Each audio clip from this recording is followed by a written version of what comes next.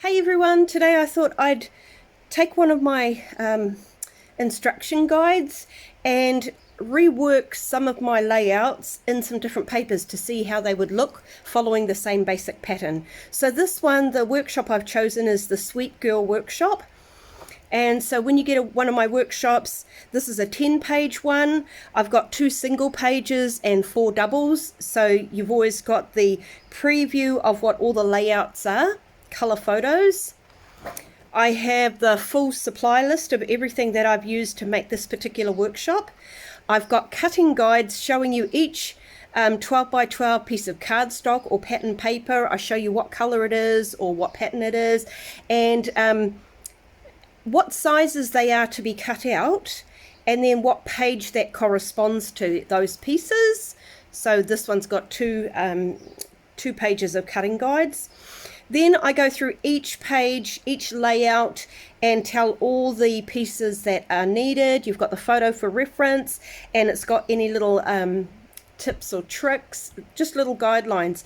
Now this is one of my older workshops, and so now I actually give full instructions on where to place things so that you can build the layers, and it's a lot more in depth. So I thought I would choose 2 layouts to duplicate. I've got this one, this double layout. So when it says page 4 and page 5, it's a double layout, but I've numbered them, 1 to 10. So this gives you the instructions for that half, for that one layout, and this page gives you the other side of the double.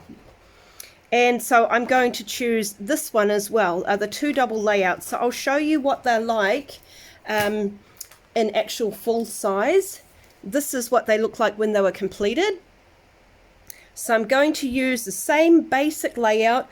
I'm not going to put these same embellishments, and even this was off a cut apart sheet. I'm going to change that slightly, but my basic layout of my photo mats, my pieces of paper, pattern paper, zip strips, those are going to be similar sizes, same sizes, and I'm still going to do a banner across, but I'm going to change the title and do it a different way. So I'm going to do that layout and this double layout. So the papers that I'm choosing to use today to make these, the duplicates, I'm using the Mixin papers from Close to My Heart. So in the new January-February catalogue, these are the Mixin papers. So this is what the catalogue looks like. Beautiful soft colors here in the Happiness Lives Here collection.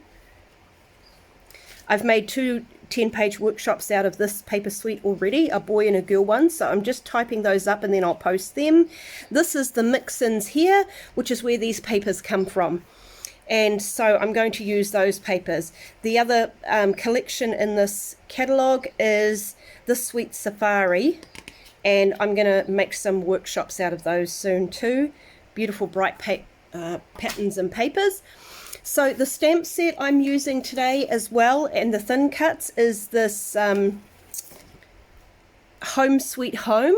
I love the little house that's in here, and it has these thin cuts for the house and for the trees and some titles, so I'm going to use that. I've already stamped a bunch of houses. I've used my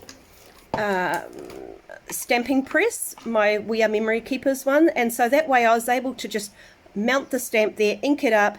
I want to do some colouring with some Copics and maybe tri-blend markers, and so I wanted to pre-stamp a whole bunch of those and just have them ready to go. And I've already cut them out with the thin cuts. Some of them I've stamped with just black ink and some with the intense black, which would be a lot better. It shouldn't bleed when I want to do my colouring, so that's cool. So the colours that I'm focusing on, my photo mats are all cut out of one sheet. That's why I did 2 layouts, because I cut the photo mats and it did enough for 2 layouts. So I'm using the avocado cardstock as for all my photo mats. Some of these are the zip strips that come off. These 1/2-inch ones, 1/2 by 12, are the zip strips that come off the paper set out of the Mixin. So I might incorporate some of those because there's only 1 in a packet, 1 sheet per packet.